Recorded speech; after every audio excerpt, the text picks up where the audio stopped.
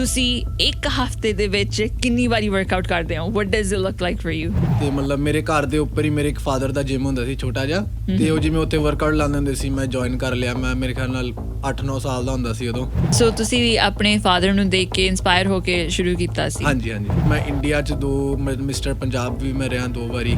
Insecurity ਤਾਂ 24/7 ਰਹਿੰਦੀ ਹੀ ਹੈ। ਜਿਹੜਾ ਬੰਦਾ ਹੁਣ ਆਪਣੇ ਆਪ ਨੂੰ ਇੱਕ ਵਾਰੀ ਗੁੱਡ ਦੇਖ ਲੇ, ਉਹ ਇੱਦਾਂ ਹੁੰਦਾ ਕਿ ਆਪਣੇ ਆਪ ਨੂੰ ਮੋਟਾ ਨਹੀਂ ਦੇਖ ਸਕਦਾ। ਤੁਹਾਡੇ ਹਿਸਾਬ ਨਾਲ ਫਿਟ ਰਹਿਣ ਦੇ ਲਈ, ਭਾਰ ਘਟਾਉਣ ਦੇ ਲਈ ਤੇ ਆਪਣੇ ਆਪ ਨੂੰ ਤੰਦਰੁਸਤ ਰੱਖਣ ਲਈ ਕੀ ਕਰਨਾ ਚਾਹੀਦਾ? ਕਿ ਤੁਸੀਂ ਕੀ ਖਾਂਦੇ ਹੋ ਇੱਕ ਦਿਨ ਦੇ ਵਿੱਚ? what is your diet like for people who want to go into bodybuilding especially? Cheat day 'ਚ ਮੇਰਾ ਸਭ ਤੋਂ ਪਹਿਲਾਂ ਤਾਂ ਇਹੀ ਹੋਏਗਾ ਕਿ ਮੈਂ ਕੁਝ ਵੀ ਫਰਾਈਡ ਨਾ ਖਾਵਾਂ, ਮੈਂ ਬੇਕਡ ਖਾਵਾਂ। ਪਰ ਉਹ ਤਾਂ ਚੀਟ ਡੇ ਆਲਮ। ਚੀਟ ਡੇ ਵੀ ਹੁਣ ਮਤਲਬ ਇੱਕ ਸਮਾਰਟ ਚੀਟ ਡੇ ਰੱਖੋ ਨਾ। ਹਾਂਜੀ, ਸਪਲੀਮੈਂਟ ਮੈਂ ਲੈਣਾ ਆ। ਉਹਦੇ ਵਿੱਚ ਮੈਂ ਜਿਵੇਂ ਵੇ ਪ੍ਰੋਟੀਨ ਹੋ ਗਿਆ, ਆਪਣਾ ਕ੍ਰੀਏਟਿਨ ਹੋ ਗਿਆ, ਪ੍ਰੀ ਵਰਕਆਊਟ ਹੋ ਗਿਆ, basic supplements.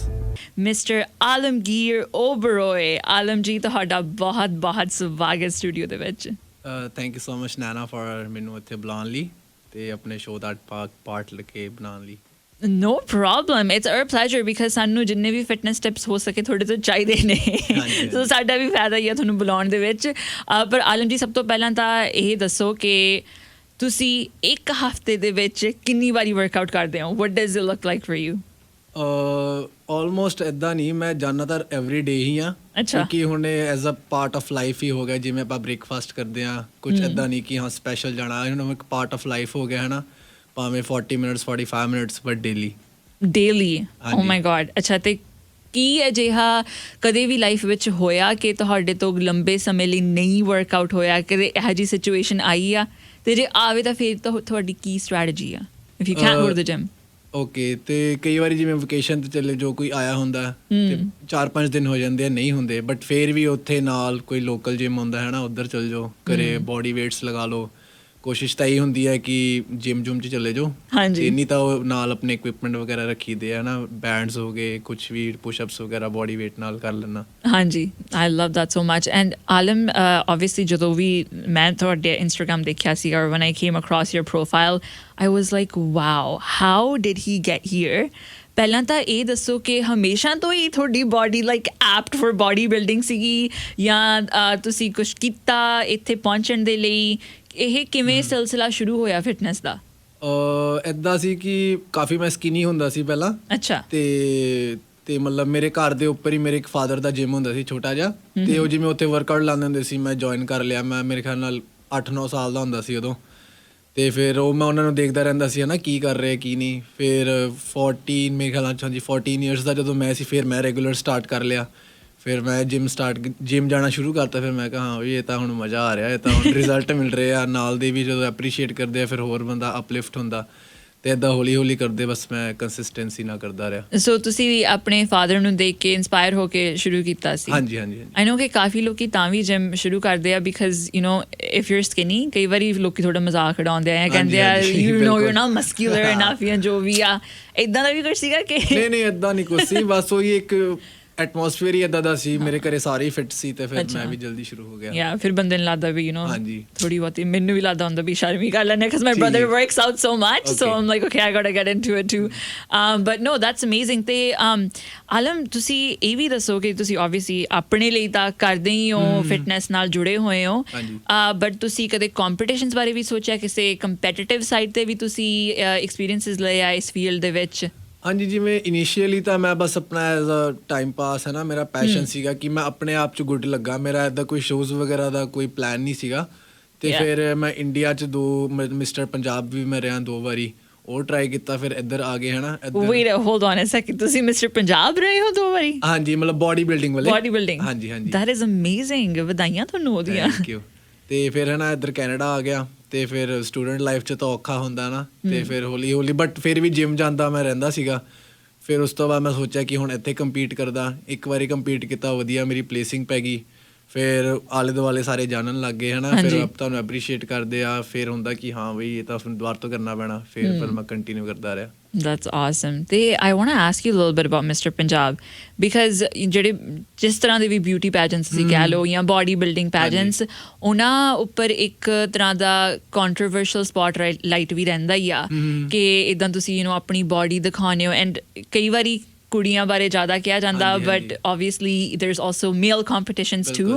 What's your take on that? ਕਿ ਤੁਹਾਨੂੰ ਲੱਗਦਾ ਆ ਇਹਦੇ ਵਿੱਚ ਕੁਝ ਖਰਾਬੀ ਹੈਗੀ ਹੈ, ਕੋਈ ਗਲਤ ਗੱਲ ਆ ਕਿ ਤੁਸੀਂ ਬਾਡੀ ਦਾ ਪ੍ਰਦਰਸ਼ਨ ਕਰਦੇ ਹੋ, ਇੱਦਾਂ ਕਈ ਲੋਕਾਂ ਦੀ ਸੋਚਣੀ ਹੈਗੀ ਆ, so what's your take on that? ਮੈਨੂੰ ਇੱਦਾਂ ਲੱਗਦਾ ਕਿ ਜਿਹੜਾ ਆਪਣੇ ਆਪ 'ਚ ਇੱਕ ਸਕਿੱਲ ਹੈਗਾ, ਜੇ ਤੁਸੀਂ ਉਹਨੂੰ ਰਿਪਰੈਜ਼ੈਂਟ ਨਹੀਂ ਕਰ ਰਹੇ, ਤੁਸੀਂ ਉਹਨੂੰ ਮਤਲਬ ਐਜ਼ ਉਹਨੂੰ ਕਾਫੀ ਲੋ ਰੱਖ ਰਹੇ ਹੋ, ਜੇ ਤੁਸੀਂ ਆਪਣੇ ਉਸ ਸਕਿੱਲ ਨੂੰ ਹਾਈ ਲੈ ਕੇ ਜਾ ਸਕਦੇ ਹੋ, ਆਪਣਾ ਫਿਊਚਰ ਪਲਾਨ ਕਰ ਸਕਦੇ ਹੋ ਹੈ ਨਾ, ਆਪਣਾ ਕਰੀਅਰ ਉਹਦੇ 'ਚ ਸੈੱਟ ਕਰ ਸਕਦੇ ਹੋ, ਤੇ ਓਬਵੀਅਸਲੀ ਤੁਹਾਡਾ ਪੈਸ਼ਨ ਤਾਂ ਹੈ ਹੀ ਹੈ, ਤੇ ਮੈਨੂੰ ਲੱਗਦਾ ਉਸ ਤੋਂ ਵਧੀਆ ਕੋਈ ਚੀਜ਼ ਨਹੀਂ ਹੋ ਸਕਦੀ ਕਿਸੇ ਲਈ। Yeah, that's true. And ਤੁਹਾਨੂੰ ਇੱਦਾਂ ਕਦੇ ਲੱਗਿਆ ਫਿਰ, ਬਿਕਾਜ਼ ਤੁਸੀਂ ਕੰਪੀਟ ਕਰਦੇ ਹੋ, ਤੁਸੀਂ ਜਿਵੇਂ ਕਿਹਾ obviously mister Punjab it's a huge competition, ਇੱਦਾਂ ਕਦੇ ਇਨਸਿਕਿਉਰਿਟੀ ਵੀ ਹੋਈ ਹੈ ਕਿ ਸ਼ਾਇਦ ਕੁਛ ਕਮੀ ਨਾ ਰਹਿ ਜਾਵੇ, ਜਾਂ did I work out hard enough, ਕਿ ਕੰਪੀਟੀਸ਼ਨ ਤੋਂ ਪਹਿਲਾਂ ਤੁਹਾਨੂੰ ਸੰਤੁਸ਼ਟੀ ਹੁੰਦੀ ਹੈ ਕਿ ਮੈਂ ਜਿੰਨਾ ਕਰਨਾ ਸੀ ਕਰ ਲਿਆ, ਇਦੋਂ ਬਾਅਦ ਮੇਰੇ ਤੋਂ ਹੋਣਾ ਨਹੀਂ, so I did the best I could? Insecurity ਤਾਂ 24/7 ਰਹਿੰਦੀ ਹੀ ਹੈ। ਜਿਹੜਾ ਬੰਦਾ ਹੁਣ ਆਪਣੇ ਆਪ ਨੂੰ ਇੱਕ ਵਾਰੀ ਗੁੱਡ ਦੇਖ ਲੇ, ਉਹ ਇੱਦਾਂ ਹੁੰਦਾ ਕਿ ਆਪਣੇ ਆਪ ਨੂੰ ਮੋਟਾ ਨਹੀਂ ਦੇਖ ਸਕਦਾ, ਇੱਕ ਬੋਡੀ ਡਿਸਮੋਰਫੀਆ ਕ੍ਰੀਏਟ ਹੋ ਜਾਂਦਾ, ਭਾਵੇਂ ਦੂਸਰਿਆਂ ਨੂੰ ਤੁਸੀਂ ਬਹੁਤ ਵਧੀਆ ਲੱਗ ਰਹੇ ਹੋ, ਬਟ ਆਪਣੇ ਆਪ 'ਚ ਤੁਹਾਨੂੰ ਹੋਏਗਾ ਕਿ ਨਹੀਂ ਮੈਂ ਹੋਰ ਬੈਟਰ ਕਰਨਾ। ਹਾਂਜੀ, ਸੋ ਫਿਰ ਉਸ ਇਨਸਿਕਿਉਰਿਟੀ ਨਾਲ ਨਜਿੱਠਣ ਲਈ, ਉਸ ਸਪੇਸ ਤੋਂ ਬਾਹਰ ਨਿਕਲਣ ਲਈ ਵੀ ਤੁਹਾਨੂੰ ਖਾਈ ਨਾ ਜਾਵੇ ਉਹ ਚੀਜ਼ ਬਾਰ-ਬਾਰ, ਕੀ ਟਿਪਸ ਨੇ, ਕੀ ਕਰਦੇ ਹੋ ਤੁਸੀਂ? ਬਿਕਾਜ਼ ਆਮ ਸ਼ੋਰ ਲਾਈਕ ਮੈਂ ਤਾਂ ਚਲੋ ਇਹੋ ਜਿਹੇ ਕੰਪੀਟੀਸ਼ਨ ਵਿੱਚ ਕਦੇ ਨਹੀਂ ਜਾਣਾ, ਪਰ ਫਿਰ ਵੀ ਇਨਸਿਕਿਉਰਿਟੀ ਤਾਂ ਸਾਰਿਆਂ ਨੂੰ ਹੀ ਹੁੰਦੀ ਹੈ ਨਾ, ਸੋ ਕਿਵੇਂ ਡੀਲ ਕਰ ਸਕਦੇ ਹੋ ਉਹਦੇ ਨਾਲ? ਉਹਦੇ ਵਿੱਚ ਇੱਦਾਂ ਹੁੰਦਾ ਵਾ ਕਿ ਤੁਸੀਂ ਆਪਣੇ ਰੂਟੀਨ ਚੇਂਜ ਕਰ ਸਕਦੇ ਹੋ ਹੈ ਨਾ, ਜਿਵੇਂ ਤੁਸੀਂ ਇੱਕ ਪਾਰਟਿਕੂਲਰ ਟ੍ਰੇਨਿੰਗ ਫੋਲੋ ਕਰ ਰਹੇ ਹੋ, ਉਹਨੂੰ ਚੇਂਜ ਕਰੋ, ਜੋ ਤੁਸੀਂ ਚੇਂਜ ਕਰੋਗੇ ਤੁਹਾਡੀ ਬਾਡੀ ਰਿਸਪੌਂਡ ਕਰੂਗੀ, ਫਿਰ ਤੁਹਾਨੂੰ ਪਤਾ ਲੱਗੂਗਾ ਤੁਹਾਡੀ ਬਾਡੀ 'ਚ ਚੇਂਜਸ ਆ ਰਹੇ ਆ, ਕਿਉਂਕਿ ਬਾਡੀ ਬਹੁਤ ਸਮਾਰਟ ਆ, ਉਹ ਮਤਲਬ 2-3 ਮਹੀਨਿਆਂ 'ਚ ਨਾ ਅਡੈਪਟ ਹੋ ਜਾਂਦੀ ਹੈ, ਫਿਰ ਉਹ ਰਿਸਪੌਂਡ ਕਰਨਾ ਬੰਦ ਕਰ ਦਿੰਦੀ ਹੈ, ਤੇ ਆਪਾਂ ਨੂੰ ਮਤਲਬ ਬਿਲਕੁਲ ਡਿਫਰੈਂਟ ਸਿਨੈਰੀਓਸ ਕ੍ਰੀਏਟ ਕਰਨੇ ਪੈਂਦੇ ਆ ਬਾਡੀ ਲਈ, ਤਾਂ ਕਿ ਹੁਣ ਉਹ ਚੇਂਜ ਹੋਵੇ ਤੇ ਸਾਡਾ ਵੀ ਮਨ ਲੱਗਿਆ ਰਹੇ। And I want to ask you about like body change questions. ਬਹੁਤ ਲੋਕੀ ਨੇ ਜਿਹੜੇ ਭਾਰ ਘਟਾਉਣਾ ਚਾਹੁੰਦੇ ਆ ਜਾਂ ਮਸਲਸ ਬਣਾਉਣਾ ਚਾਹੁੰਦੇ ਆ, ਵੱਖਰੀਆਂ, ਮੈਂ ਤਾਂ ਨਾਮ ਵੀ ਨਹੀਂ ਲੈ ਸਕਦੀ ਇੰਨੀਆਂ ਡਾਇਟਸ ਆ, ਕੀਟੋ, ਇੰਟਰਮਿਟੈਂਟ ਫਾਸਟਿੰਗ, ਨੋ ਕਾਰਬਸ, ਹੈ ਨਾ, ਤੇ ਕਈ ਲੋਕੀ ਆ ਜਿਹੜੇ ਬਿਲੀਵ ਕਰਦੇ ਆ ਕਿ ਤੁਸੀਂ ਦਿਨ 'ਚ ਇੱਕ ਵਾਰੀ ਹੀ ਖਾਓ, ਫਾਸਟਿੰਗ ਕਰਨੀ ਆ, ਕਈ ਲੋਕੀ ਕਹਿੰਦੇ ਆ ਵੀ ਸਨੈਕਿੰਗ ਕਰੋ, ਖਾਈ ਜਾਓ ਪੂਰੇ ਦਿਨ ਦੇ ਵਿੱਚ, ਇੰਨਾ ਕੁਛ ਸੁਣਨ ਨੂੰ ਮਿਲਦਾ ਆ, ਇਟਸ ਇਨਫੋਰਮੇਸ਼ਨ ਓਵਰਲੋਡ। ਤੁਹਾਡੇ ਹਿਸਾਬ ਨਾਲ ਫਿਟ ਰਹਿਣ ਦੇ ਲਈ, ਭਾਰ ਘਟਾਉਣ ਦੇ ਲਈ ਤੇ ਆਪਣੇ ਆਪ ਨੂੰ ਤੰਦਰੁਸਤ ਰੱਖਣ ਲਈ ਕੀ ਕਰਨਾ ਚਾਹੀਦਾ?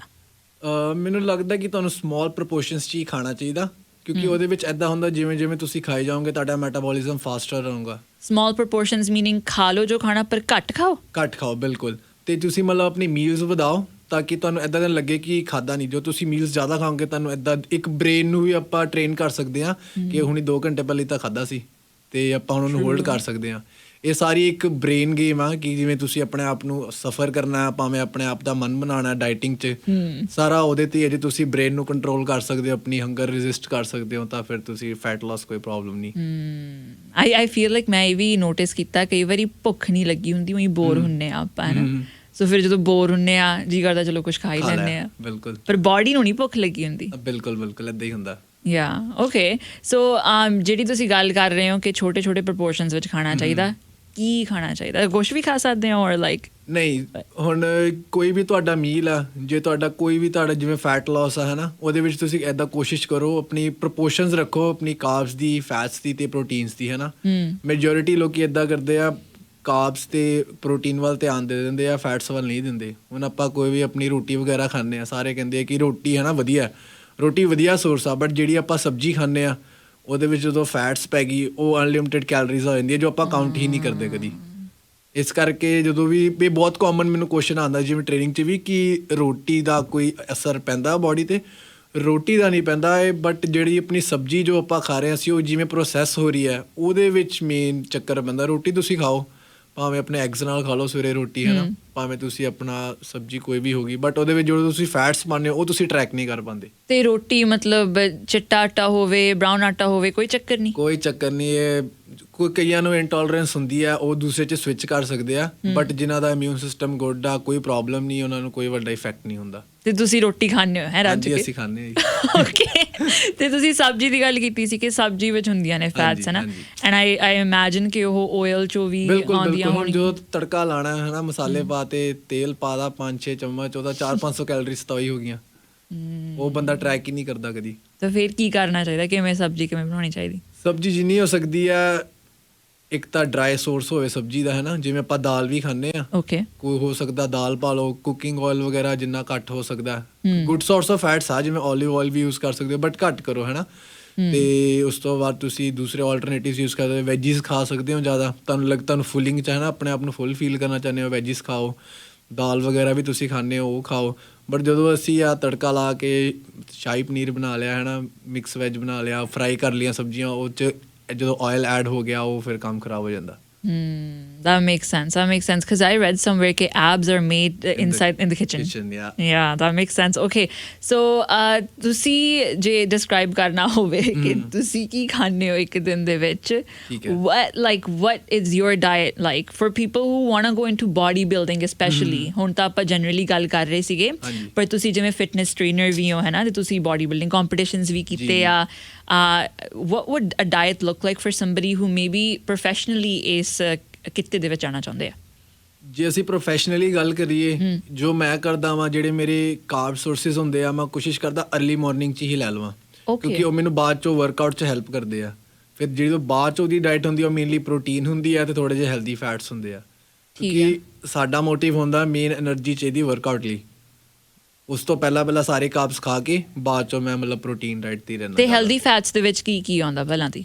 ਹੈਲਦੀ ਫੈਟਸ 'ਤੇ ਤੁਸੀਂ ਓਲੀਵ ਆਇਲ ਹੋ ਗਿਆ, ਐਵੋਕਾਡੋ ਹੋ ਗਿਆ, ਹੈ ਨਾ, ਨਟਸ ਹੋ ਗਏ, ਡਰਾਈ ਫਰੂਟ ਹੋ ਗਿਆ, ਇਹ ਸਭ ਯੂਜ਼ ਕਰ ਸਕਦੇ ਹੋ। ਠੀਕ ਆ। ਤੇ ਜਿੱਥੇ ਗੱਲ ਆਉਂਦੀ ਹੈ drinks the, because I think ਬਹੁਤ ਵਾਰੀ ਆਪਾਂ ਰੀਅਲਾਈਜ਼ ਨਹੀਂ ਕਰਦੇ ਕਿ ਆਪਾਂ ਐਮਪਟੀ ਕੈਲਰੀਜ਼ ਕਈ ਵਾਰੀ ਡਰਿੰਕਸ ਦੇ ਵਿੱਚ ਹੀ ਕੰਜ਼ਿਊਮ ਕਰ ਦਿੰਦੇ ਆ। ਤੇ ਉਹਦੇ ਬਾਰੇ ਤੁਹਾਡਾ ਕੀ ਕਹਿਣਾ ਆ? ਸਟਾਰਬਕਸ ਬਿਨਾਂ ਮੇਰੇ ਤੋਂ ਵੀ ਨਹੀਂ ਰਿਹਾ ਹੁੰਦਾ ਕਈ ਵਾਰ। ਬਿਲਕੁਲ। ਸੋ ਉਹ ਤੁਸੀਂ ਕਿਵੇਂ ਰਿਪਲੇਸ ਕਰਦੇ ਹੋ, ਆਪਣੇ ਆਪ ਨੂੰ ਕਿਵੇਂ ਰੋਕਦੇ ਹੋ? ਕਿ ਉਹਦੇ ਵਿੱਚ ਇੱਦਾਂ ਹੁੰਦਾ, ਆਪਣਾ ਇੱਕ ਬੋਡੀ ਦਾ ਲਾਈਫ ਸਟਾਈਲ ਬਣਾਓ। ਉਹ ਲਾਈਫ ਸਟਾਈਲ ਤੁਹਾਨੂੰ ਅਲਾਓ ਕਰੇਗਾ ਵੀਕ 'ਚ ਤੁਸੀਂ ਕਿੰਨੀ ਵਾਰੀ ਬਾਹਰੋਂ, ਹੈ ਨਾ, ਡਰਿੰਕਸ ਵਗੈਰਾ ਕਰ ਸਕਦੇ ਹੋ ਵਗੈਰਾ। ਠੀਕ ਆ। ਹੁਣ ਇਹ ਕੁਐਸਚਨ ਇੱਦਾਂ ਵੀ ਹੁੰਦਾ, ਲੋਕੀ ਕਹਿੰਦੇ ਆ ਨਾ, ਅਸੀਂ ਮੋਟੇ ਹੋ ਗਏ, ਪਤਲੇ ਹੋ ਗਏ, ਬਟ ਖਾਣਾ ਪੀਣਾ ਸ਼ੁਰੂ ਕੀਤਾ ਫਿਰ ਮੋਟੇ ਹੋ ਗਏ। ਉਹ ਇਸੇ ਕਰਕੇ ਹੁੰਦਾ ਕਿਉਂਕਿ ਜੋ ਤੁਸੀਂ ਜਿੰਨਾ ਵੀ ਤੁਸੀਂ ਵੇਟ ਲਾਸ ਕਰ ਲਿਆ, ਤੁਹਾਨੂੰ ਉਸ ਅਕੋਰਡਿੰਗ ਦਾ ਲਾਈਫ ਸਟਾਈਲ ਫੋਲੋ ਕਰਨਾ ਪਏਗਾ, ਜੋ ਕਿ ਤੁਹਾਨੂੰ ਪ੍ਰੋਹਿਬਿਟ ਕਰਦਾ ਕਿ ਰੋਜ਼ ਖਾਣ ਤੋਂ ਬਾਹਰੋਂ। ਤੇ ਜੇ ਆਈ ਜਾਵੇ ਮਨ ਦੇ ਵਿੱਚ ਵੀ ਖਾਣਾ ਆ ਤੁਸੀਂ, because you're so disciplined, like I was saying, you're 22 ਹੈ ਨਾ, ਸੋ 22 ਸਾਲ ਦੀ ਉਮਰ ਦੇ ਵਿੱਚ ਤੁਸੀਂ ਆਪਣੇ ਆਪ ਨੂੰ ਇੰਨਾ ਡਿਸਿਪਲਿਨ ਰੱਖਿਆ ਹੋਇਆ। ਤੁਸੀਂ ਕਿਹਾ ਤੁਸੀਂ ਕੰਮ ਵੀ ਕਰਦੇ ਹੋ, ਹੈ ਨਾ, ਨਾਲ ਦੀ ਨਾਲ। ਐਂਡ ਕਿਵੇਂ ਉਹ ਡਿਸਿਪਲਿਨ ਰਹਿੰਦਾ ਤੁਹਾਡੇ ਵਿੱਚ ਵੀ ਨਹੀਂ, ਇਹ ਮੈਂ ਆਪਣੇ ਆਪ ਨੂੰ ਨਹੀਂ ਖਾਣ ਦੇਣਾ ਹੈ, ਪੀਣ ਦੇਣਾ? ਦੇਖੋ, ਡਿਸਿਪਲਿਨ ਹੀ ਤੁਹਾਨੂੰ, ਜੋ ਮੈਨੂੰ ਲੱਗਦਾ ਕਿ ਬਾਕੀ ਦੀ ਸੋਸਾਇਟੀ ਤੋਂ ਅਲੱਗ ਕਰੇਗਾ। ਜੇ ਤੁਸੀਂ ਆਪਣੇ ਮਨ ਨੂੰ ਕੰਟਰੋਲ ਕਰ ਸਕਦੇ ਹੋ ਤਾਂ ਤੁਸੀਂ, ਹੈ ਨਾ, ਆਊਟਸ਼ਾਈਨ ਹੋ ਸਕਦੇ ਹੋ ਬਾਹਰ ਪਬਲਿਕ 'ਚ, ਅਤੇ ਜੋ ਕਿ ਅੱਜ ਦੀ ਡੇਟ 'ਚ ਬਹੁਤ ਜ਼ਿਆਦਾ ਡਿਫੀਕਲਟ ਆ। ਤੁਸੀਂ ਦੇਖੋਗੇ, ਹੈ ਨਾ, ਹੁਣ ਡਾਈਟ 'ਤੇ ਆਪਾਂ ਜਦੋਂ ਆਉਂਦੇ ਹਾਂ, ਮੈਂ ਵੀ ਬਾਹਰ ਬਹੁਤ, ਮੈਂ ਵੀ ਸੋਸ਼ਲ ਆ, ਮੇਰੇ ਵੀ ਫਰੈਂਡਸ ਬਹੁਤ ਆ, ਬਟ ਉਹਨਾਂ ਨਾਲ ਮੈਂ ਜਾਂਦਾ, ਖਾਂਦਾ ਕੁਛ ਨਹੀਂ। ਜਦੋਂ ਮੈਨੂੰ ਹੁੰਦਾ, ਮੈਨੂੰ ਅਲਾਓ ਹੈਗਾ ਵਾ, ਮੈਂ ਆਪਣੇ ਆਪ ਨੂੰ ਅਲਾਓ ਕਰਦਾ ਖਾਣ ਲਈ, ਉਦੋਂ ਮੈਂ ਪੂਰਾ ਆਪਣਾ A to Z ਸਾਰਾ ਆਪਣਾ ਪੇਟ ਭਰ ਲੈਣਾ, ਹੈ ਨਾ। ਬਟ ਜਦੋਂ ਡਾਈਟ ਮਤਲਬ ਰਹਿਣਾ ਟਰੈਕ 'ਤੇ, ਉਦੋਂ ਟਰੈਕ 'ਤੇ ਹੀ ਰਹਿਣਾ। ਤੇ ਜਦੋਂ ਤੁਸੀਂ ਕਿਹਾ ਵੀ ਤੁਸੀਂ ਆਪਣੇ ਆਪ ਨੂੰ ਅਲਾਓ ਕਰਦੇ ਹੋ, ਸੋ ਜੇ ਆਲਮਗੀਰ ਨੇ ਕੋਈ ਚੀਟ ਡੇ ਕਰਨਾ ਹੋਵੇ ਤਾਂ ਚੀਟ ਡੇ ਦੇ ਵਿੱਚ ਆਲਮ ਕੀ ਖਾਣਗੇ? ਚੀਟ ਡੇ 'ਚ ਮੇਰਾ ਸਭ ਤੋਂ ਪਹਿਲਾਂ ਤਾਂ ਇਹ ਹੋਏਗਾ ਕਿ ਮੈਂ ਕੁਛ ਵੀ ਫਰਾਈਡ ਨਾ ਖਾਵਾਂ, ਮੈਂ ਬੇਕਡ ਖਾਵਾਂ। ਪਰ ਉਹ ਤਾਂ ਚੀਟ ਡੇ ਆਲਮ। ਚੀਟ ਡੇ ਵੀ ਹੁਣ ਮਤਲਬ ਇੱਕ ਸਮਾਰਟ ਚੀਟ ਡੇ ਰੱਖੋ ਨਾ, ਕਿਉਂਕਿ ਹੁਣ ਮੇਰੀ ਹੁਣ ਸਟੇਟ ਉੱਦਾਂ ਦੀ ਆ, ਜਿਵੇਂ ਕਈ ਵਾਰੀ ਮੈਂ ਖਾਣਾ ਫਰਾਈਡ, ਇੱਦਾਂ ਨਹੀਂ ਕਿ ਮੈਂ ਨਹੀਂ ਖਾਣਾ, ਮੈਂ ਵੀ ਖਾਣਾ, ਬਟ ਜਿਵੇਂ ਮੈਂ ਜਨਰਲੀ ਕਹਿ ਰਿਹਾ ਕਿ ਮੇਰੀ ਜਦੋਂ ਵੀ ਮੈਂ ਚੀਟ ਕਰਦਾ ਵਾਂ, ਹੈ ਨਾ, ਚੀਟ ਮੀਲ ਕਰਨਾ ਕੁਛ ਵੀ, ਮੇਰੀ ਇਹੀ ਪ੍ਰਾਇਓਰਿਟੀ ਹੁੰਦੀ ਹੈ ਕਿ ਮੈਂ ਫਰਾਈਡ ਤੋਂ ਤਾਂ ਪਹਿਲੇ ਦੂਰ ਰਹਾਂ, ਹੈ ਨਾ, ਬੇਕਡ ਖਾਵਾਂ, ਕਿਉਂਕਿ ਉਹ 'ਚ ਕੈਲਰੀਜ਼ ਘੱਟ ਆ। ਬਾਅਦ 'ਚੋਂ ਸੌਸਿਸ ਪਾ ਲਈ ਦੀਆਂ, ਹੈ ਨਾ, ਉਹ ਤਾਂ ਕੋਈ ਗੱਲ ਨਹੀਂ। ਬਟ ਇੱਦਾਂ ਹੀ ਹੁੰਦਾ ਕਿ ਬਸ ਟਰੈਕ ਕਰਦੇ ਰਹੋ। ਜਿਵੇਂ ਹੁਣ ਤੁਸੀਂ ਚੀਟ ਮੀਲ ਕਰ ਲਿਆ, ਸ਼ਾਮ ਦੀ ਡਾਇਟ 'ਚੋਂ ਆਪਣੀ ਕੈਲਰੀਜ਼ ਘਟਾ ਲਓ, ਉਹਨੂੰ ਕੰਪਨਸੇਟ ਕਰਨ ਲਈ। ਓਕੇ, ਸੋ ਤੁਹਾਡਾ ਕੋਈ ਗਿਲਟੀ ਪਲੇਜ਼ਰ ਹੈਗਾ ਇੱਦਾਂ ਦਾ ਕਿ this is like I really like eating this, ਮੈਂ ਖਾਂਦਾ ਨਹੀਂ ਬਹੁਤ, but I love this so much? ਉਹ ਹੈਗੇ ਗੁਲਾਬ ਜਾਮਣਾ। Then we'll get along. ਗੁਲਾਬ ਜਾਮਣਾ ਤਾਂ ਮੇਰੀਆਂ ਵੀ ਫੇਵਰੇਟ ਨੇ, ਪਰ ਆਈ ਡੋਂਟ ਥਿੰਕ ਮੈਂ ਇੰਨਾ ਰੈਜ਼ਿਸਟ ਕਰਦੀ ਹਾਂ ਜਿੰਨਾ ਤੁਸੀਂ ਕਰਦੇ ਹੋ। ਨਹੀਂ, ਉਹੀ ਆ ਰੈਜ਼ਿਸਟ, ਬਸ ਇੱਕ ਪਾਰਟਿਕੂਲਰ ਟਾਈਮ ਪੀਰੀਅਡ ਹੁੰਦਾ, ਉਹਦੇ 'ਚ ਕਰੋ, ਬਾਕੀ ਮਤਲਬ ਰੋਜ਼ ਨਹੀਂ। Yeah, no, that makes sense. Okay, so ਆਲਮ, ਇਹ ਵੀ ਦੱਸੋ ਕਿ ਤੁਸੀਂ ਜਿਮ ਦੇ ਵਿੱਚ ਕੀ ਕਰਦੇ ਹੋ, what is your routine in the gym, and I would love to know ਵੀ ਤੁਸੀਂ ਕਿੰਨਾ ਕੁ ਲਿਫਟ ਕਰਦੇ ਹੋ ਤੇ ਕਿਵੇਂ ਤੁਹਾਡੀ ਪ੍ਰੋਗਰੈਸ ਰਹੀ ਆ।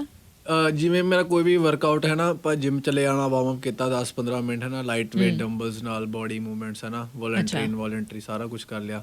ਉਸ ਤੋਂ ਬਾਅਦ ਫਿਰ ਮੈਂ 1-2 ਵਰਕਿੰਗ ਸੈੱਟ ਲਗਾਉਣਾ, ਫਿਰ ਮੈਂ ਆਪਣਾ ਵਰਕਆਊਟ ਮੇਰਾ ਮੈਕਸੀਮਮ 45 ਮਿੰਟਸ ਦਾ ਹੁੰਦਾ, ਰੈਸਟ ਮੇਰੀ ਹੁੰਦੀ ਆ 1 ਮਿੰਟ ਤੋਂ ਵੀ ਘੱਟ ਕਈ ਵਾਰੀ, ਜਿਵੇਂ how do I feel like after every set. ਫਿਰ ਉਸ ਤੋਂ ਬਾਅਦ ਐਂਡ 'ਚ ਮੈਂ ਥੋੜ੍ਹਾ ਜਿਹਾ ਆਪਣਾ ਕਾਰਡੀਓ, ਜਿਵੇਂ ਟ੍ਰੈਡਮਿਲ ਹੋ ਗਿਆ ਹੈ ਨਾ, ਆਪਣਾ ਸਟੇਅਰ ਮਾਸਟਰਸ ਹੋ ਗਏ, ਨਾਲ ਫੋਲ ਚਲਾਈ ਜਾਣਾ, ਤਾਂ ਕਿ ਇੱਧਰ ਨਾ ਲੱਗੇ ਕਿ ਮੈਂ ਥੱਕ ਗਿਆ। ਬ੍ਰੇਨ ਡਾਇਵਰਟ ਰਹਿਣਾ ਚਾਹੀਦਾ। That's true. I think ਸਾਰਾ ਦਿਮਾਗ ਦਾ ਹੀ ਖੇਡ ਲੱਗਦਾ ਮੈਨੂੰ। ਤੇ ਆਲਮ, ਜੇ ਕੋਈ ਜਿਮ ਸ਼ੁਰੂ ਕਰਨਾ ਚਾਹੁੰਦਾ ਹੈ ਨਾ, ਜਾਂ ਜੇ ਆਲਰੇਡੀ ਕੋਈ ਜਿਮ ਜਾ ਵੀ ਰਿਹਾ, ਪਹਿਲਾਂ ਤਾਂ I want to ask about ਕੁੜੀਆਂ, ਬਿਕਾਜ਼ ਮੇਰਾ ਪਰਸਨਲੀ ਵੀ ਇਹ ਕੁਐਸਚਨ ਆ। ਕੁੜੀਆਂ ਕਈ ਵਾਰੀ ਕਹਿੰਦੀਆਂ ਕਿ we don't want to lift because we don't want to get muscular, ਅਸੀਂ ਜ਼ਿਆਦਾ ਵੇਟ ਹੀ ਲੂਜ਼ ਕਰਨਾ, ਅਸੀਂ ਕਾਰਡੀਓ ਹੀ ਕਰਨਾ ਚਾਹੁੰਦੇ ਆ, ਐਂਡ ਜਿਮ ਜਾਓ ਤਾਂ ਯੂਜੂਅਲੀ ਜਿਹੜੀਆਂ ਟ੍ਰੈਡਮਿਲਸ ਨੇ ਉਹ ਭਰੀਆਂ ਹੁੰਦੀਆਂ, ਰਾਈਟ? ਤੁਹਾਡਾ ਕੀ ਟੇਕ ਆ ਜਿਹੜੀਆਂ ਜੇ ਕੁੜੀਆਂ ਲਾਈਕ ਬਾਡੀ ਬਿਲਡਿੰਗ 'ਚ ਜਾਣਾ ਚਾਹੁੰਦੀਆਂ but they just want to get fit, what should they be doing in the gym? So ਦੇਖੋ, ਆਪਣੀ ਬੋਡੀ ਟੋਨ ਕਰਨ ਲਈ ਹੈ ਨਾ, ਤੁਹਾਨੂੰ ਮਤਲਬ ਵੇਟ ਲਿਫਟਿੰਗ ਤਾਂ ਕਰਨੀ ਪੈਣੀ ਹੀ ਹੈ। ਜੇ ਤੁਸੀਂ ਸੋਚ ਰਹੇ ਹੋ ਕਿ ਕਾਰਡੀਓ ਨਾਲ ਤੁਹਾਡੇ ਮਤਲਬ ਕਰਵਸ ਵਧੀਆ ਹੋ ਜੂਗੇ, ਉਹ ਪੋਸੀਬਲ ਨਹੀਂ ਹੈਗਾ।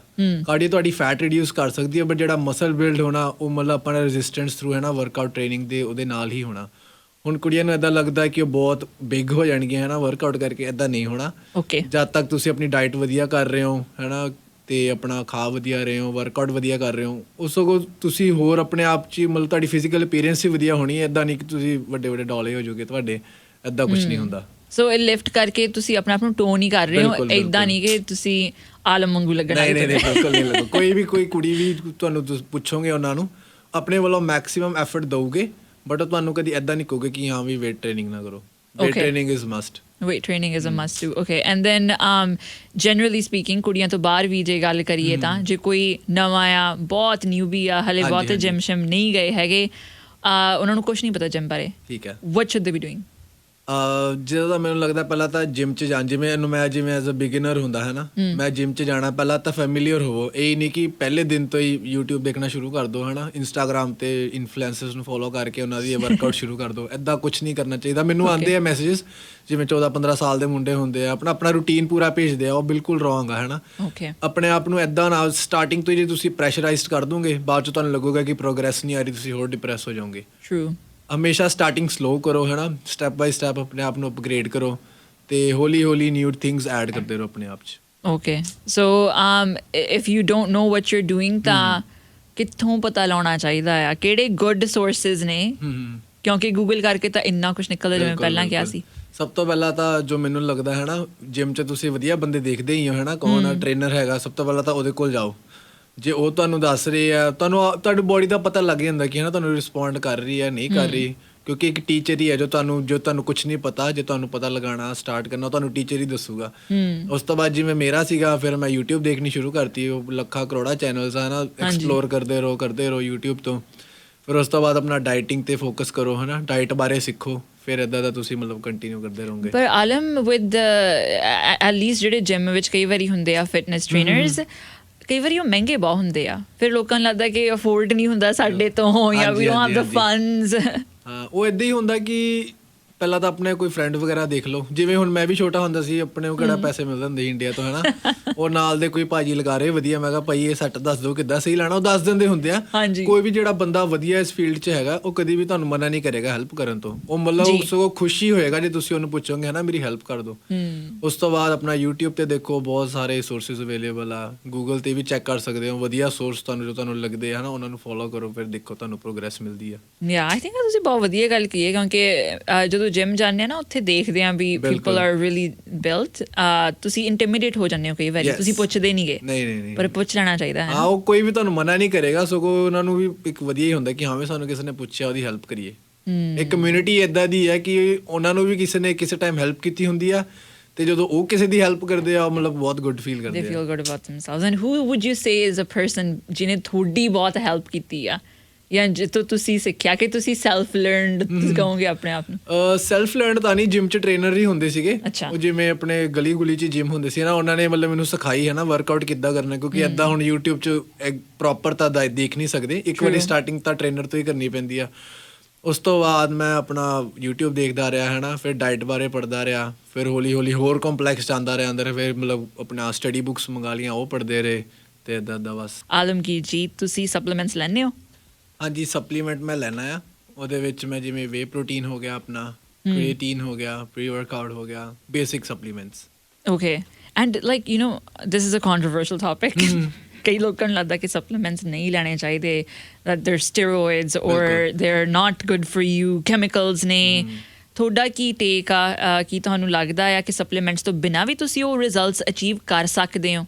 ਬਿਲਕੁਲ, ਜਦੋਂ ਤੱਕ ਤੁਹਾਡੀ ਬੋਡੀ ਦੀ ਉਨੀਆਂ ਨੀਡਸ ਨਹੀਂ ਹੈਗੀਆਂ ਕਿ ਤੁਹਾਨੂੰ ਕੋਈ ਵੀ exterior source of supply use ਕਰਨਾ ਪਵੇ, ਜਿਵੇਂ ਪ੍ਰੋਟੀਨ ਹੋ ਗਿਆ ਹੈ ਨਾ, ਜਦੋਂ ਕਿ ਆਪਾਂ ਆਪਣੀ ਡਾਇਟ 'ਚੋਂ ਪ੍ਰੋਟੀਨ ਪੂਰਾ ਨਹੀਂ ਕਰ ਸਕਦੇ, ਉਹਨੂੰ ਐਕਸਟੀਰੀਅਰ ਸਪਲਾਈ ਜੋ ਕਿ ਅਸੀਂ ਸਪਲੀਮੈਂਟ ਕਹਿ ਦਿੰਦੇ ਹਾਂ ਉਹਦੇ 'ਚ ਲੈਂਦੇ ਹਾਂ। ਜਦੋਂ ਤੱਕ ਤੁਹਾਡੀ ਉਹ ਫੁੱਲਫਿਲ ਹੋ ਰਹੀ ਹੈ, ਤੁਹਾਨੂੰ ਕੋਈ ਵੀ ਸਪਲੀਮੈਂਟ ਲੈਣ ਦੀ ਜ਼ਰੂਰਤ ਨਹੀਂ ਹੈ। ਬਟ ਜਿਵੇਂ ਜਿਵੇਂ ਤੁਸੀਂ ਐਡਵਾਂਸ ਕਰਦੇ ਰਹੋਗੇ, ਤੁਹਾਡੀ ਬੋਡੀ ਦੀ ਨੀਡਸ ਵਧਦੀਆਂ ਰਹਿਣਗੀਆਂ। ਇਹ ਜਿਵੇਂ ਇੱਦਾਂ ਹੀ ਆ, ਹੁਣ ਜਿਵੇਂ ਤੁਸੀਂ ਸਟੱਡੀ ਕਰ ਰਹੇ ਹੋ ਹੈ ਨਾ, ਤੁਸੀਂ ਇੱਕ ਕੁਐਸਚਨ ਸੋਲਵ ਕਰ ਲਿਆ ਮੈਥਸ ਦਾ, ਇਹ ਇੰਨਾ ਡਿਫੀਕਲਟ ਆ, ਤੁਹਾਨੂੰ ਡਿਫੀਕਲਟੀ ਲੈਵਲ ਵਧਾਉਣਾ ਪੈਣਾ ਐਡਵਾਂਸ ਹੋਣ ਲਈ। ਹਾਂਜੀ, ਜੇ ਤੁਸੀਂ ਕਿਸੇ ਚੀਜ਼ ਨਾਲ ਸਿਮਿਲੈਰਿਟੀ ਕਰਨਾ ਚਾਹੁੰਦੇ ਹੋ, ਤਾਂ ਇਹ ਬਹੁਤ ਮਤਲਬ ਲਿੰਕ ਕਰਦਾ ਇੱਕ ਦੂਜੇ ਨੂੰ ਕਿ ਕਿਉਂ ਸਪਲੀਮੈਂਟਸ ਜ਼ਰੂਰੀ ਆ ਬੋਡੀ ਦੀ, ਕਿਉਂਕਿ ਬੋਡੀ ਦੀ ਹਰ ਚੀਜ਼ ਆਪਾਂ ਡਾਇਟ 'ਚੋਂ ਨਹੀਂ ਪੂਰੀ ਕਰ ਸਕਦੇ, ਔਖੀ ਹੈ ਇਸ ਟਾਈਮ 'ਤੇ। True. I'm going to ask you a follow-up question to that.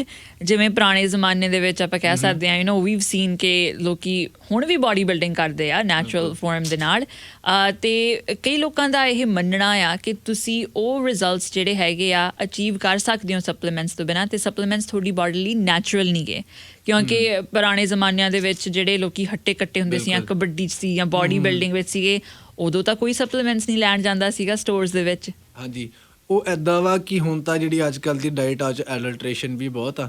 Okay. ਪਿਛਲੇ ਜਿਹੜਾ ਜ਼ਮਾਨਾ ਸੀਗਾ ਉਹ 'ਚ ਡਾਇਟ ਵੀ ਬਹੁਤ ਵਧੀਆ ਹੁੰਦੀ ਸੀ, ਆਪ ਹੀ ਹੈ ਨਾ ਉਗਾ ਕੇ ਆਪ ਹੀ ਖਾਣਾ, ਉਹਨਾਂ ਨੂੰ ਪਤਾ ਹੁੰਦਾ ਕਿ ਕੁਛ ਇਹਦੇ 'ਚ ਕੁਛ ਨਹੀਂ ਪਾਇਆ, ਕੁਛ ਨਹੀਂ ਹੈ। ਅਤੇ ਉਹਦੇ ਵਿੱਚ ਉਸ ਤੋਂ ਬਾਅਦ ਉਹ ਮਿਹਨਤ ਵੀ ਬਹੁਤ ਜ਼ਿਆਦਾ ਕਰਦੇ ਸੀਗੇ, ਖੇਤਾਂ 'ਚ ਜਾਣਾ ਹੈ ਨਾ, ਫਿਜ਼ੀਕਲ ਐਕਟੀਵਿਟੀ ਕਿੰਨੀ, ਇੱਥੇ ਆਪਾਂ ਨੂੰ 2 ਕਿਲੋਮੀਟਰ ਜਾਣਾ ਪੈ ਜਾਏ, ਗੱਡੀ ਕੱਢਣੀ ਹੀ ਪੈਂਦੀ ਆ, ਉਬਰ ਕਰ ਲਓ। ਹੋਰ ਕੀ, ਗਰੋਸਰੀ ਲੈਣ ਜਾਣੀ ਹੈ, ਨਾਲ ਇੱਕ ਬੰਦਾ ਲੈ ਕੇ ਜਾਣਾ ਪੈਂਦਾ ਚੱਕਣ ਲਈ ਗਰੋਸਰੀ।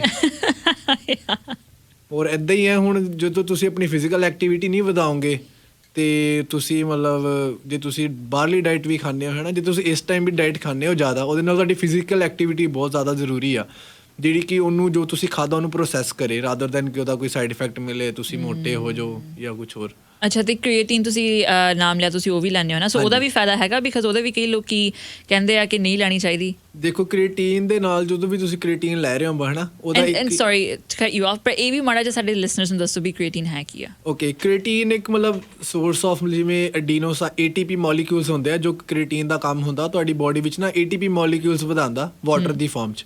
ਉਹ ਜੇ ਤੁਹਾਡੀ ਜਿਵੇਂ ਬੋਡੀ 'ਚ ਵਾਟਰ ਜ਼ਿਆਦਾ ਹੋਲਡ ਹੁੰਦਾ ਵਾ, ਹੁਣ ਸਭ ਨੂੰ ਪਤਾ ਕਿ ਐਨਰਜੀ ਸਾਨੂੰ ਕਿੱਧਰੋਂ ਮਿਲਦੀ ਹੈ, ਵਾਟਰ ਤੋਂ ਹੈ ਨਾ। ਜਦੋਂ ਤੁਹਾਡੀ ਬੋਡੀ ਵਿੱਚ ਵਾਟਰ ਜ਼ਿਆਦਾ ਹੋਲਡ ਹੋ ਗਿਆ, ਉਹਦੇ ਵਿੱਚ ATP ਮੋਲੀਕਿਊਲਸ ਜ਼ਿਆਦਾ ਨੇ, ਓਬਵੀਅਸਲੀ ਤੁਹਾਨੂੰ ਵਰਕਆਊਟ ਦੇ ਵਿੱਚ ਹੈਲਪ ਮਿਲਦੀ ਆ। ਹੁਣ ਉਹਦੇ ਵਿੱਚ ਇੱਦਾਂ ਹੁੰਦਾ, ਜਦੋਂ ਬੋਡੀ ਵਾਟਰ ਹੋਲਡ ਕਰਨ ਲੱਗ ਗਈ ਹੈ ਨਾ, ਮਸਲਸ ਦੇ ਵਿੱਚ ਹੈ ਨਾ, ਆਪਣਾ ਐਕਸਟਰਾ ਸੈਲੂਲਰ ਲੇਅਰ ਜਿਹੜੀ ਸਕਿਨ ਦੀ ਹੁੰਦੀ ਆ ਉਹਦੇ 'ਚ, ਫਿਰ ਜਿਹੜਾ ਬੋਡੀ ਦੇ ਵਿੱਚ ਬਾਕੀ ਦਾ ਬੋਡੀ 'ਚ ਓਵਰਆਲ ਫਲੂਇਡ ਹੁੰਦਾ ਉਹ ਘੱਟ ਜਾਂਦਾ, ਅਤੇ ਉਹਨੂੰ ਰਿਕਵਰ ਕਰਨ ਲਈ ਇੱਦਾਂ ਆਪਣਾ ਪਾਣੀ ਜ਼ਿਆਦਾ ਪੀਓ। ਤੁਹਾਨੂੰ ਓਬਵੀਅਸਲੀ ਬਹੁਤ ਜ਼ਿਆਦਾ ਥਰਸਟੀ ਫੀਲ ਕਰਦਾ ਬੰਦਾ ਜਦੋਂ ਵੀ ਕ੍ਰੀਏਟਿਨ ਸਟਾਰਟ ਕਰਦਾ ਹੈ ਨਾ, ਬਟ ਇੱਦਾਂ ਹੀ ਹੁੰਦਾ ਕਿ ਆਪਣੇ ਪਾਣੀ ਦਾ ਧਿਆਨ ਰੱਖੋ ਤਾਂ ਕਿ ਤੁਹਾਡੇ ਕਿਸੇ ਵੀ ਔਰਗਨ 'ਤੇ ਜ਼ਿਆਦਾ ਕੋਈ ਇਫੈਕਟ ਨਾ ਪਵੇ। ਬਾਕੀ ਉਹਦਾ ਇੱਦਾਂ ਨਹੀਂ ਹੈਗਾ ਕਿ ਕਈ ਹੁੰਦੇ ਆ 2-2 ਗੈਲਨ ਪਾਣੀ ਪੀ ਜਾਂਦੇ ਆ, ਇੱਦਾਂ ਕੁਛ ਨਹੀਂ ਹੈ। ਆਪਣਾ ਜੇ ਤੁਸੀਂ ਕ੍ਰੀਏਟਿਨ ਸਟਾਰਟ ਕਰ ਰਹੇ ਹੋ, 1.5 ਤੋਂ 2 ਲੀਟਰ ਪਾਣੀ ਜਿੰਨਾ ਤੁਸੀਂ ਰੈਗੂਲਰ ਪੀ ਰਹੇ ਹੋ ਉਸ ਤੋਂ ਐਕਸਟਰਾ ਪੀਓ, ਅਤੇ ਤੁਹਾਡਾ ਕੋਈ ਇਫੈਕਟ ਨਹੀਂ ਆਉਂਦਾ ਕਦੀ ਵੀ। ਸੋ ਇੱਕ ਤਰ੍ਹਾਂ ਨਾਲ ਜਿਹੜਾ ਵਾਟਰ ਵੇਟ ਆ ਉਹ ਘਟਾਉਂਦੀ ਆ creatine, would you say, like what is the main purpose of it? So like body ਵਿੱਚ ਵਾਟਰ ਵੇਟ ਵਧਾਉਂਦੀ ਹੈ ਕ੍ਰੀਏਟਿਨ, ਕਿਉਂਕਿ ਹੋਲਡ ਕਰ ਲੈਂਦਾ ਨਾ ਵਾਟਰ, ਐਕਸਟਰਾ ਵਾਟਰ ਹੋਲਡ ਕਰ ਲੈਂਦਾ ਮਸਲਸ 'ਚ, ਫਿਰ ਤੁਸੀਂ ਪਫੀ ਫੀਲ ਕਰਦੇ ਹੋ। Okay yes that makes sense. Okay, ਅਤੇ ਤੁਸੀਂ ਪ੍ਰੋਟੀਨ ਬਾਰੇ ਵੀ ਗੱਲ ਕੀਤੀ ਸੀ ਪਹਿਲਾਂ ਹੈ ਨਾ, ਵੀ ਕਿੰਨੀ ਜ਼ਰੂਰੀ ਆ ਪ੍ਰੋਟੀਨ ਤੁਹਾਡੇ ਲਈ, ਐਂਡ ਦੈਟਸ ਆਲਸੋ ਵਾਈ ਤੁਸੀਂ ਸਪਲੀਮੈਂਟਸ ਲੈਂਦੇ ਹੋ ਸ਼ਾਇਦ। ਸੋ ਇੱਕ ਬਹੁਤ ਵੱਡੀ ਸਮੱਸਿਆ ਇੱਥੇ ਆ ਜਾਂਦੀ ਆ ਉਹਨਾਂ ਲੋਕਾਂ ਲਈ ਜੋ ਮੀਟ ਨਹੀਂ ਖਾਂਦੇ, ਜੋ ਵੈਜੀਟੇਰੀਅਨਸ ਨੇ। ਸੋ ਜਿਹੜੇ ਲੋਕ ਨਹੀਂ ਮੀਟ ਖਾ ਰਹੇ ਹੈਗੇ ਅਤੇ ਉਹ ਗੇਨਸ ਦੇਖਣਾ ਚਾਹੁੰਦੇ ਆ, ਪ੍ਰੋਗਰੈਸ ਦੇਖਣਾ ਚਾਹੁੰਦੇ ਆ ਜਿਮ ਦੇ ਵਿੱਚ, ਪਹਿਲੀ ਗੱਲ ਸਾਨੂੰ ਇਹ ਦੱਸੋ ਵੀ ਸਪਲੀਮੈਂਟਸ ਤੋਂ ਬਿਨਾਂ ਇਹ ਪੋਸੀਬਲ ਹੈਗਾ, ਜਾਂ ਐਕਸਟਰਾ ਪ੍ਰੋਟੀਨ ਇਨਟੇਕ ਤੋਂ ਬਿਨਾਂ ਪੋਸੀਬਲ ਹੈਗਾ ਕਿ ਵੈਜੀਟੇਰੀਅਨਸ ਵੀ ਹੈਲਥੀ ਰਹਿ ਸਕਦੇ ਆ ਤੇ ਜੇ ਨਹੀਂ ਤਾਂ ਫਿਰ ਕੀ ਕਰਨਾ ਚਾਹੀਦਾ? ਇੱਦਾਂ ਕੁਛ ਨਹੀਂ ਆ, ਬਿਲਕੁਲ ਪੋਸੀਬਲ ਆ। ਬਹੁਤ ਸਾਰੇ ਇੰਨੇ ਅਮੇਜ਼ਿੰਗ ਐਥਲੀਟ ਆ ਹੈ ਨਾ, ਸਾਡੇ ਤੋਂ ਵੀ ਵਧੀਆ ਨੇ ਜਿਹੜੇ ਵੈਜੀਟੇਰੀਅਨ ਨੇ ਹੈ ਨਾ। ਤੇ ਵੈਜੀਟੇਰੀਅਨ 'ਚ ਵੀ ਬਹੁਤ ਸੋਰਸਿਸ ਨੇ, ਆਪਣੇ ਡੇਅਰੀ ਪ੍ਰੋਡਕਟਸ 'ਚ ਕਿੰਨਾ ਆਪਣਾ ਪ੍ਰੋਟੀਨ ਆਉਂਦਾ, ਯੋਗਰਟ ਹੋ ਗਿਆ, ਦੁੱਧ ਹੋ ਗਿਆ, ਪਨੀਰ ਹੋ ਗਿਆ।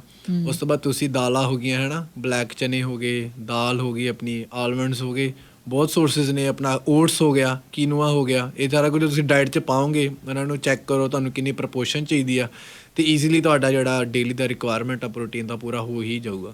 Okay, but would you recommend vegetarians that are trying to bulk up ਉਹਨਾਂ ਨੂੰ protein supplements ਲੈਣੇ ਚਾਹੀਦੇ ਆ ਕਿ ਨਹੀਂ, ਕਿ ਜ਼ਰੂਰੀ ਨਹੀਂ?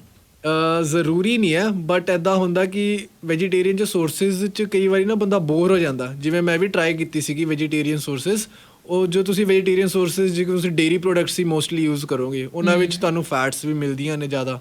ਓਵਰਆਲ ਕੈਲਰੀਜ਼ ਜਦੋਂ ਵੱਧ ਗਈਆਂ, ਮਸਲਸ ਓਬਵੀਅਸਲੀ ਵਧੂਗੇ, ਬਟ ਤੁਹਾਡੀ ਫੈਟ ਵੀ ਵਧੂਗੀ।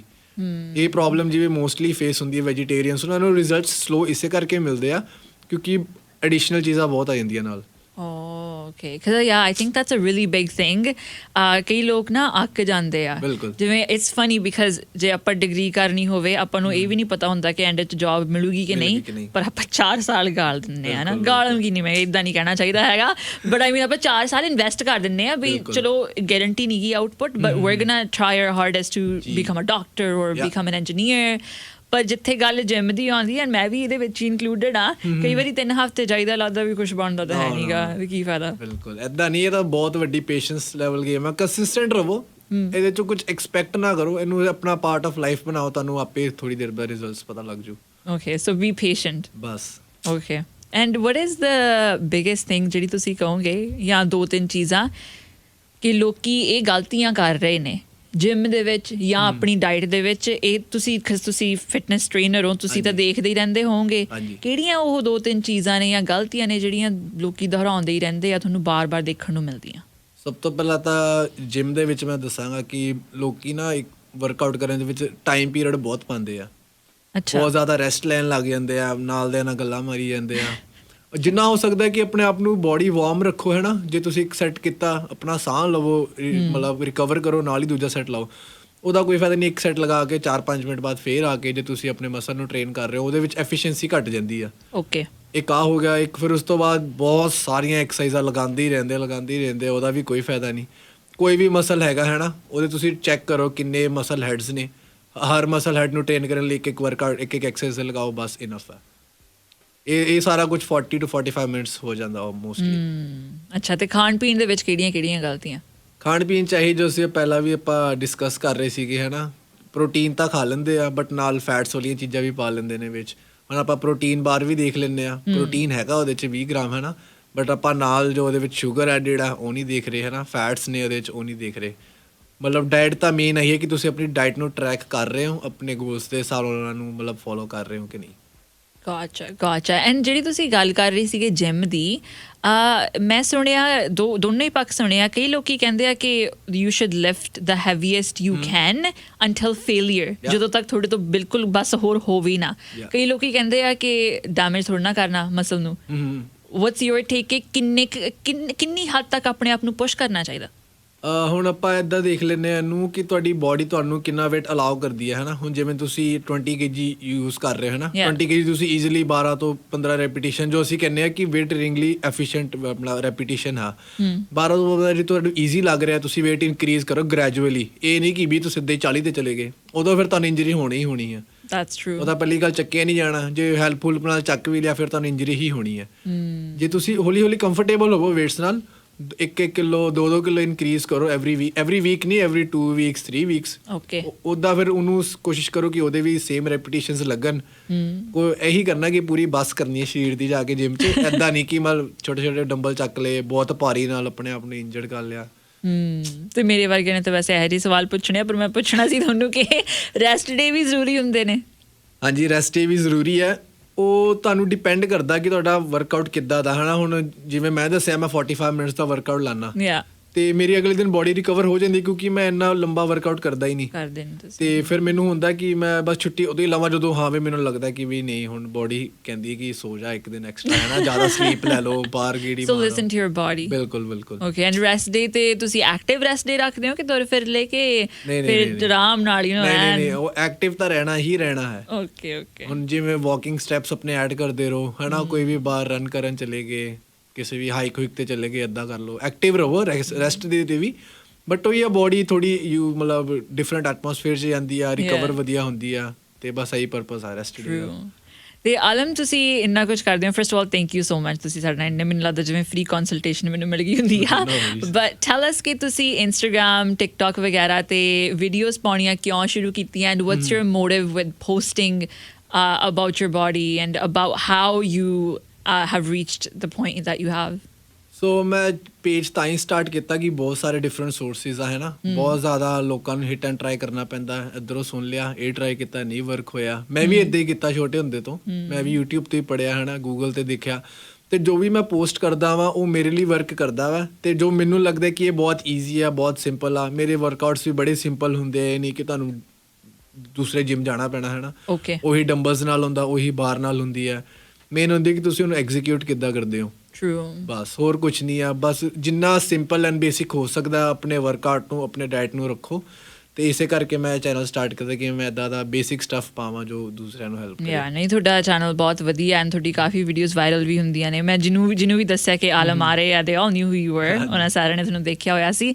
ਪਰ ਜਿਹੜੇ ਸੁਣਨ ਵਾਲੇ ਨੇ ਐਂਡ ਇਵੈਂਚੁਅਲੀ ਦੇਖਣ ਵਾਲੇ, ਉਹਨਾਂ ਨੂੰ ਜ਼ਰੂਰ ਦੱਸੋ ਕਿ ਉਹ ਤੁਹਾਡੇ ਨਾਲ ਇਨ ਟੱਚ ਕਿਵੇਂ ਹੋ ਸਕਦੇ ਆ, ਤੁਹਾਨੂੰ ਕਿੱਥੇ ਫੋਲੋ ਕਰ ਸਕਦੇ ਆ ਐਂਡ ਹਾਊ। ਬਿਲਕੁਲ ਉਹੀ ਇੰਸਟਾਗ੍ਰਾਮ ਤੇ ਮੈਨੂੰ ਮਤਲਬ ਮੈਸੇਜ ਕਰ ਸਕਦੇ ਆ, DM ਹੈ ਨਾ, ਮੈਂ ਸਭ ਨੂੰ ਰਿਪਲਾਈ ਕਰਦਾ, ਇੱਦਾਂ ਨਹੀਂ। ਫਿਰ ਉਸ ਤੋਂ ਬਾਅਦ ਆਪਣਾ ਟਿਕਟੋਕ ਤੇ ਵੀ ਕਰ ਸਕਦੇ ਆ। ਆਪਣੇ ਹੈਂਡਲਸ ਵੀ ਜ਼ਰੂਰ ਦੱਸੋ। ਹੈਂਡਲ ਮੈਂ ਆਪ ਹੀ ਕਰਦਾ, like I mean handles as in like your username, yeah. Okay, ਮੇਰਾ ਇੰਸਟਾਗ੍ਰਾਮ ਤੇ ਹੈਗਾ alam_fitsing, yeah, ਐਂਡ ਟਿਕਟੋਕ ਤੇ ਵੀ ਸੇਮ ਹੀ ਆ, ਬਸ ਫਿਟਸਿੰਗ ਚ H 2-3 ਹੈਗੇ ਆ। ਅੱਛਾ, ਹਾਂ ਬਸ ਉਹ ਯੂਜ਼ਰਨੇਮ ਨਹੀਂ ਮਿਲਿਆ ਹੋਣਾ ਤੁਹਾਨੂੰ। ਹਾਂਜੀ ਇੱਦਾਂ ਹੁੰਦਾ ਕਈ ਵਾਰ। Anyways Alam, thank you so much, we appreciate you coming in, and I would say ਤੁਸੀਂ ਲਾਈਕ ਓਬਵੀਅਸਲੀ ਤੁਸੀਂ ਵਧਾਈ ਦੇ ਹੱਕਦਾਰ ਹੋ, ਤੁਸੀਂ ਇੰਨਾ ਵਧੀਆ ਕੰਮ ਕਰ ਰਹੇ ਹੋ, ਕੰਪੀਟੀਸ਼ਨਸ ਜਿੱਤ ਰਹੇ ਹੋ, ਐਂਡ ਫਿਊਚਰ ਦੇ ਵਿੱਚ ਕੀ ਪਲਾਨ ਆ ਤੁਹਾਡੇ? ਜਾਣ ਤੋਂ ਪਹਿਲਾਂ ਸਾਨੂੰ ਜ਼ਰੂਰ ਦੱਸੋ, what is your future take on everything you do?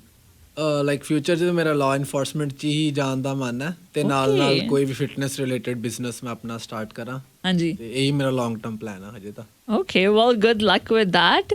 And ਸੁਣਨ ਵਾਲੇ ਨੂੰ ਮੈਂ ਦੱਸਦਾ ਕਿ ਮੈਂ ਬ੍ਰੇਕ ਦੇ ਵਿੱਚ ਆਲਮ ਨੂੰ ਪੁੱਛਿਆ ਸੀਗਾ ਕਿ ਆਲਮ ਮੈਂ ਕਿਹੜਾ ਗਾਣਾ ਲਾਵਾਂ, ਕਿਹੜਾ ਸੁਣਨਾ ਚਾਹੁੰਦੇ ਹੋ, ਐਂਡ ਆਲਮ ਨੇ ਕਿਹਾ ਸੀਗਾ he wants to listen to Hummer by Nishan Bhullar, Honey Singh ਦਾ ਮਿਊਜ਼ਿਕ ਆ ਇਹਦੇ ਵਿੱਚ। ਸੋ ਇਸ ਗਾਣੇ ਨੂੰ ਡੈਡੀਕੇਟ ਕਰਦੇ ਹਾਂ ਅਸੀਂ ਸਾਡੇ ਜਿਹੜੇ ਗੈਸਟ ਨੇ ਅੱਜ, guest of honour. Thank you so much once again Alam. ਜਾਣ ਤੋਂ ਪਹਿਲਾਂ ਕੋਈ ਵੀ ਮੈਸੇਜ ਆ ਸਾਡੇ ਸੁਣਨ ਵਾਲਿਆਂ ਲਈ ਜ਼ਰੂਰ ਸਾਂਝਾ ਕਰੋ।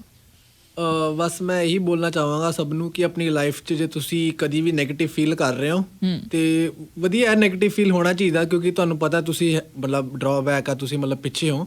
ਬਟ ਜੋ ਤੁਸੀਂ ਇੱਕ ਵਾਰੀ ਉਹ ਫੇਸ ਤੋਂ ਨਿਕਲ ਗਏ, ਉਹਦਾ ਸੋਲਿਊਸ਼ਨ ਲੱਭੋ, ਵਰਕ ਕਰੋ ਹੈ ਨਾ, ਆਪਣੇ ਆਪ ਨੂੰ ਬੈਟਰ ਕਰੋ। ਇੱਦਾਂ ਨਹੀਂ ਕਿ ਬਸ ਜੇ ਨੈਗੇਟਿਵ ਹੋ ਉਸੇ ਸਟੇਟ 'ਚ ਰਹੋ, ਉਹਨੂੰ ਓਵਰਕਮ ਕਰੋ ਤੇ ਆਪਣਾ ਬੈਸਟ ਲੈ ਕੇ ਆਓ। Oh, I love that so much. Very well said. ਬਹੁਤ ਧੰਨਵਾਦ, ਸ਼ੁਕਰੀਆ for coming into the studio. Thank you, Nana.